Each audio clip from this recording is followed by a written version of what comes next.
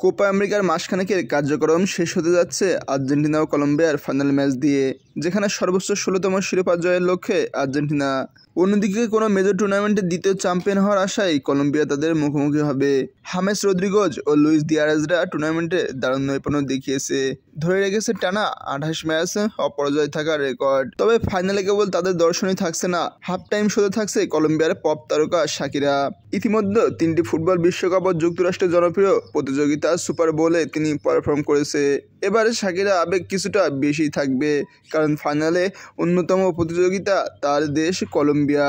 প্রথমবারের মতো কোপার কোনো আসরে এমন কোনো সংস্কৃতি আয়োজন থাকছে। তবে শাকিরার সঙ্গীত আয়োজনে সুখস্মৃতি নেই আর্জেন্টিনার। ব্রাজিলে অনুষ্ঠিত ২০১৪ বিশ্বকাপের ফাইনালে সঙ্গীত পরিবেশন করেছিল শাকিরা। সেই ম্যাচে আর্জেন্টিনার ১-০ গোলে হেরে হৃদয় ভাঙে জার্মানির কাছে। ম্যাচের মাঝামাঝিতে হতে যাওয়া এই আয়োজন নিয়ে কনমেবল সভাপতি বলেন, শাকিরা দক্ষিণ আফ্রিকা দুর্দান্ত এক সঙ্গীত তারকা, যার খ্যাতি রয়েছে পুরো বিশ্বে। বিশ্বের প্রতিটি প্রান্তে তার গান গাওয়া হয়, নাচেও ব্যবহার হয় তার মিল।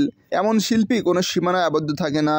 আমরা নিশ্চিত যে কোপা আমেরিকায় ২০২৪ আসরে তার এমন উপস্থিতি ফুটবলের প্রতি মানুষের সুস্থ আবেগও এর মাধ্যমে ঐক্যবার্তা দেবে।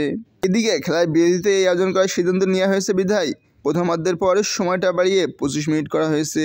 অন্য সময়ে হাফ টাইমের বিরতি থাকে ১৫ মিনিট। ২০১০ সালে ফুটবল বিশ্বকাপের থিম সং ওয়াকা ওয়াকা গেয়ে আলো ছড়ান এই পপ তারকা। ৮ কোটির বেশি রেকর্ড বিক্রি হয়েছে বিশ্বজুড়ে।